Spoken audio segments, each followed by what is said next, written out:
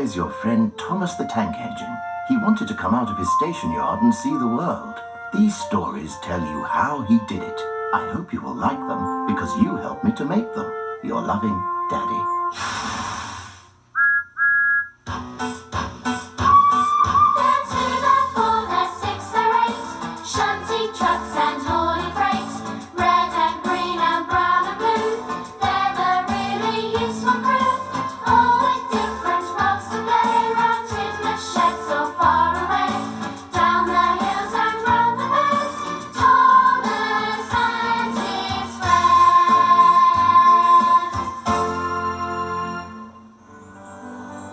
The island of Sodor is surrounded by beautiful blue sea. It has fields of green and sandy yellow beaches. There are rivers, streams, and lots of trees where the birds sing. There are windmills and a coal mine, and docks where visitors to the island arrive. The island also has lots and lots of railway lines. Who's that puffing down the track? It's Thomas! Hello, Thomas! Hello, everybody! Welcome to the island of Sodor.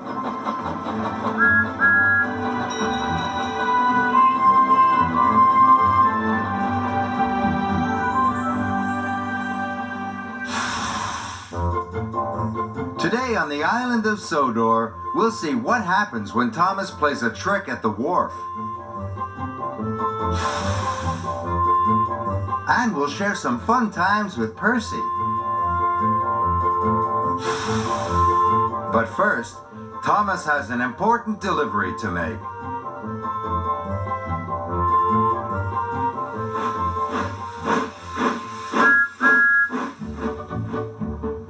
Thomas and the Lighthouse. It was the Harvest Festival celebration on the island of Sodor. There was going to be a big fireworks party in the evening. All the engines had special jobs, and they were all very excited. Sir Topham Hatt came to Tidmouth Sheds. "Thomas, you must take a new light bulb to the lighthouse." "Yes, sir," tooted Thomas. "The bulb must get to the lighthouse before dark so that ships at sea can find their way safely home to Sodor." "The light bulb will break easily. You must go slowly and carefully," Sir Topham Hatt added. So, Thomas puffed quickly away to the warehouse. Thomas started to daydream about the big party. There would be clowns. The choir would be singing.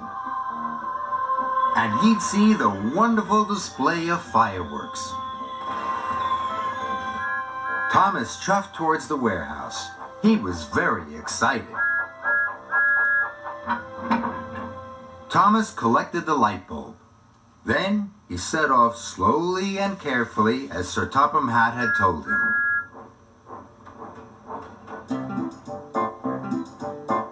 Thomas slowed down at every bend.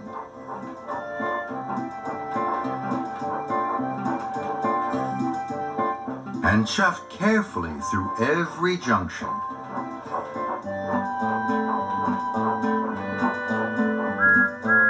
Thomas stopped at a signal. Emily was there. She was pulling the carousel. She was very excited. "The fireworks are going to start when it gets dark," she cried. Thomas wanted to be back in time to see the fireworks. But the lighthouse was on the far side of the island. It was a long way, and it would take a long time to get there. Then, an idea flew into Thomas's funnel. "I'm sure the light bulb wouldn't break if I went just a little faster," he chuffed. And so, Thomas speeded up, just a little. Thomas puffed along. He saw James at the water tower. James had wagons and wagons and wagons of fireworks. "This is going to be the biggest firework party ever," James whistled happily. Now Thomas wanted to see the fireworks even more. "I'm sure I can go just a little faster," he chuffed. So Thomas speeded up. Just a little more. Thomas chuffed faster still. The bulb started to rattle and shake on his flatbed. Every time Thomas met another engine, he became more and more excited. Henry huffed along with swings and a seesaw. "It's going to be a wonderful party," puffed Henry. Thomas went a little faster. Then he met Toby with the clown costumes.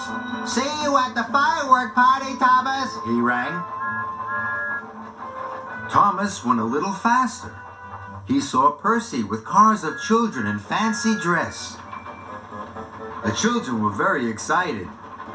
"See you, Thomas!" cried the children.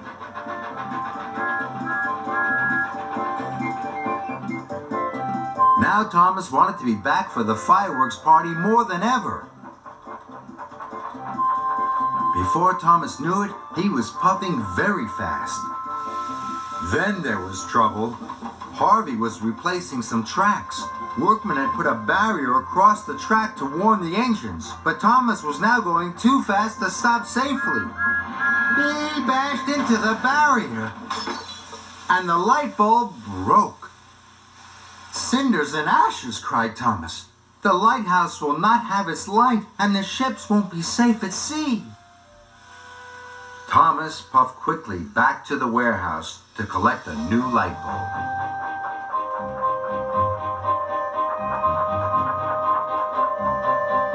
He knew now he would be too late to see the fireworks. Thomas had to stop at a signal. Edward was waiting. He was excited. "I'm off to collect the Chinese dragon," he tooted. But all Thomas could think about was getting the new light bulb.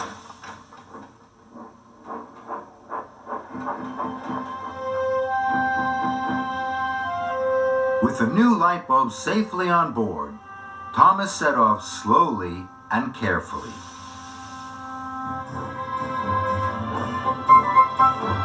He knew he must deliver this bulb safely to the lighthouse. So when Toby passed with the choir practicing their songs, and when Edward passed with the Chinese dragon, Thomas didn't think about the fireworks party at all. Not once. Thomas arrived at the lighthouse just in time.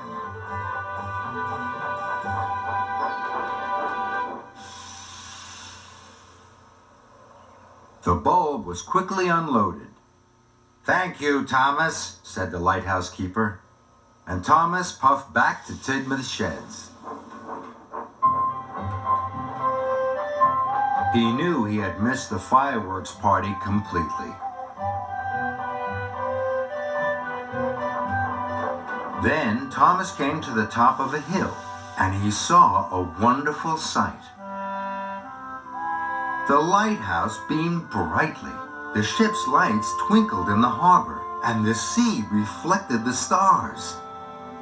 And even though there were no rockets or Catherine wheels, Thomas thought it looked as wonderful as the fireworks.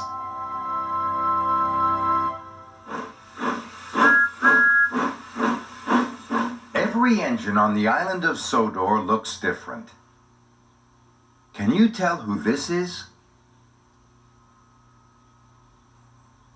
This engine is dark green. It's only got a small roof on the cab. But it's got a very tall funnel. Do you know who it is yet? Here's another clue. This engine's got very big wheels. There's only one engine on Sodor who has wheels like that. Do you know who it is? Yes, it's Emily. Hello, Emily.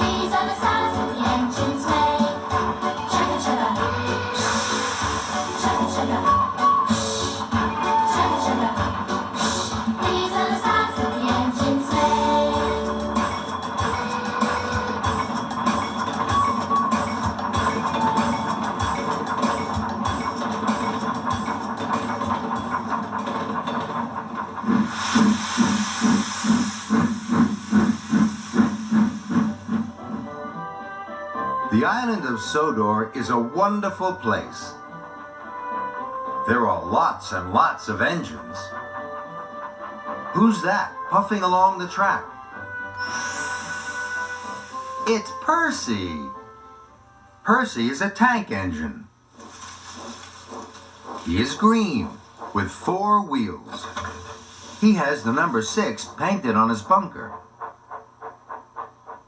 Percy is the smallest of all the engines at Tidmouth, but he works just as hard as the big engines. His special job is pulling the mail cars. This job makes him very proud. Percy is also very proud of the island of Sodor. One day, he was asked by Sir Topham Hatt to take a famous artist round the island. The artist wanted to paint a picture of the spirit of Sodor. Percy took the famous artist to Normanby Beach, to Shen Valley, and at last to Knapford Station. But the famous artist didn't want to paint any of them. That made Percy very cross. He wished his theme so hard that the famous artist's hat flew into the air. Suddenly, the famous artist knew exactly what he wanted to paint. He wanted to paint Percy. Percy was surprised.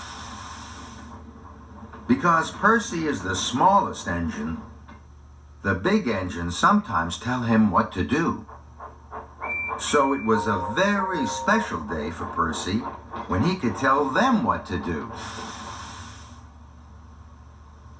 One day, Lady Hatt told Percy to be in charge. Sir Topham Hatt was sick.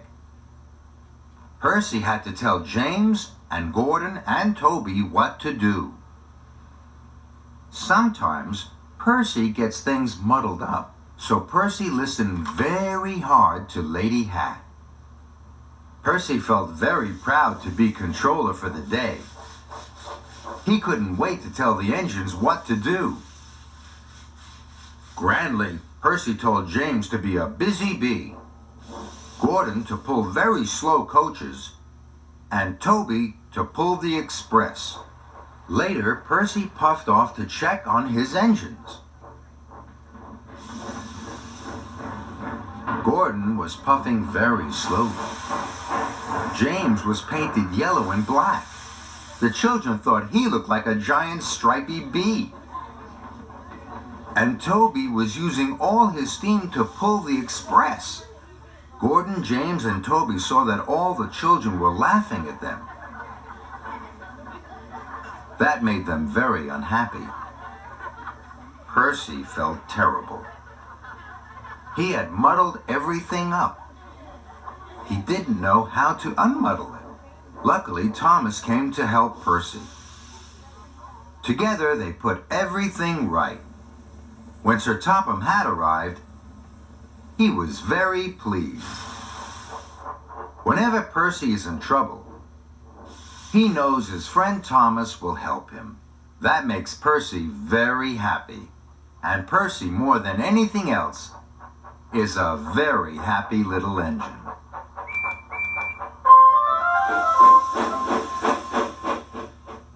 All the engines on Sodor look different. But this engine has been working in the coaling plant today and is covered in coal dust. How can we tell who it is? This engine has a round face and boiler.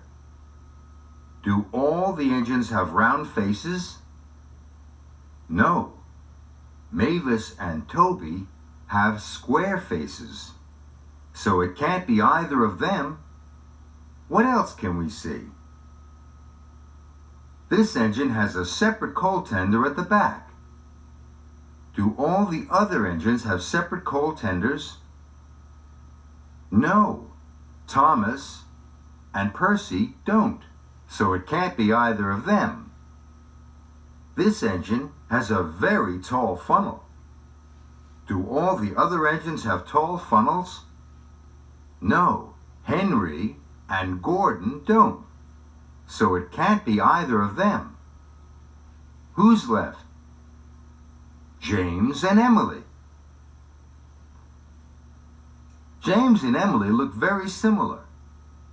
They've got round faces, tall funnels, and separate coal tenders. This engine must have a washdown. What about that big drive wheel? There's only one engine with a drive wheel like that. And the engine is green. So it can't be James. It's Emily. Hello, Emily.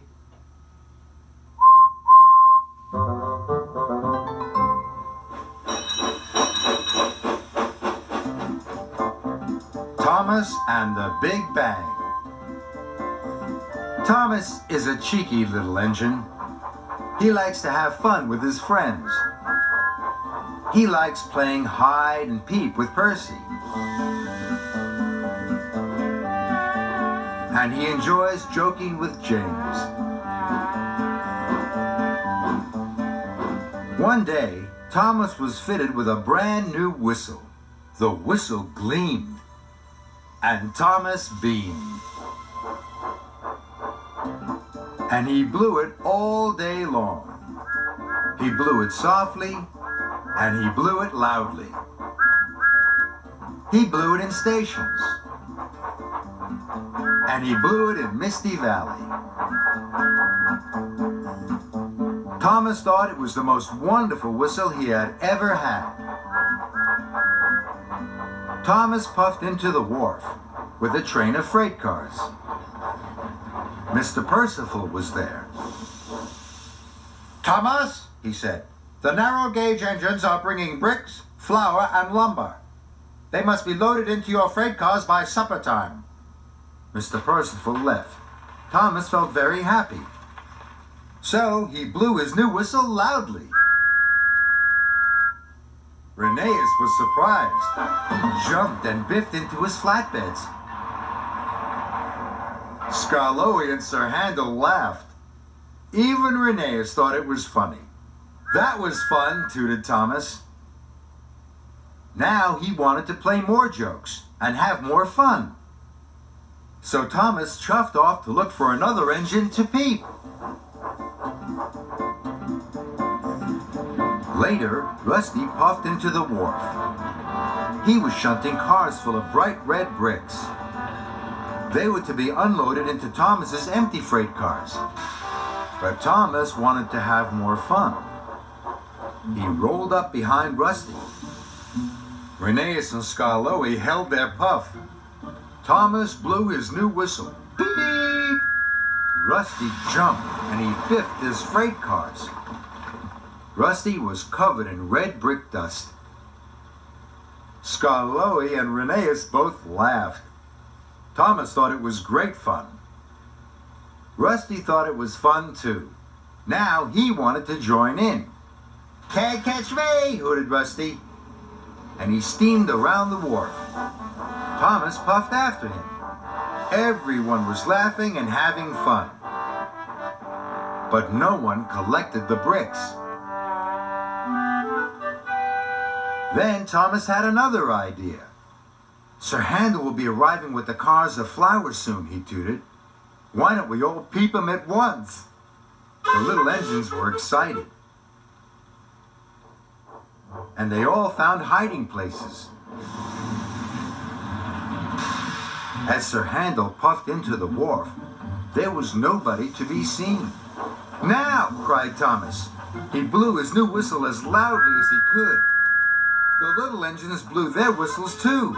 Sir Handel biffed his freight cars in surprise. Flour flew up into the air like a great white cloud. "You look like a ghost," laughed Rusty.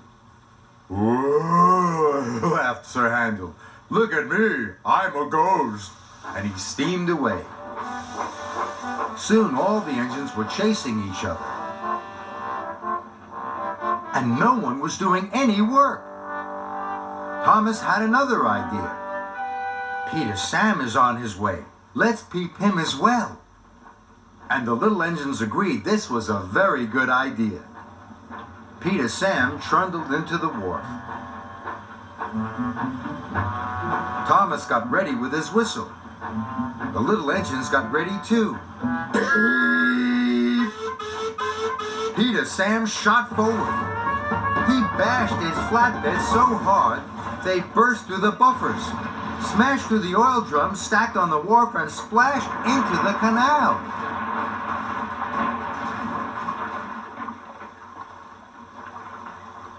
"Oh my!" cried the little engines.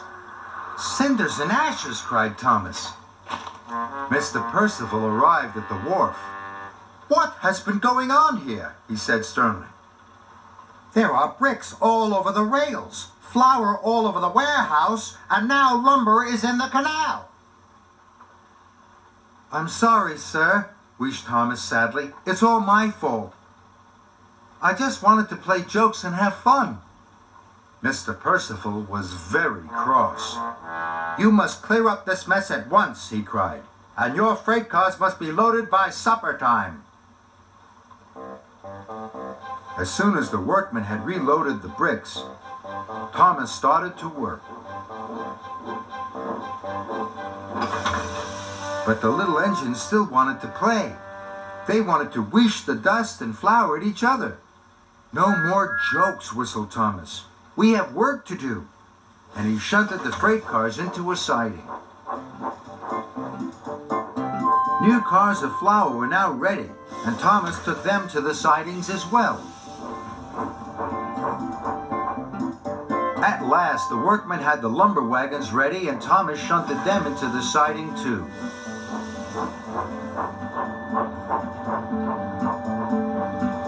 Finally, Thomas had one long train of bricks, flour, and lumber.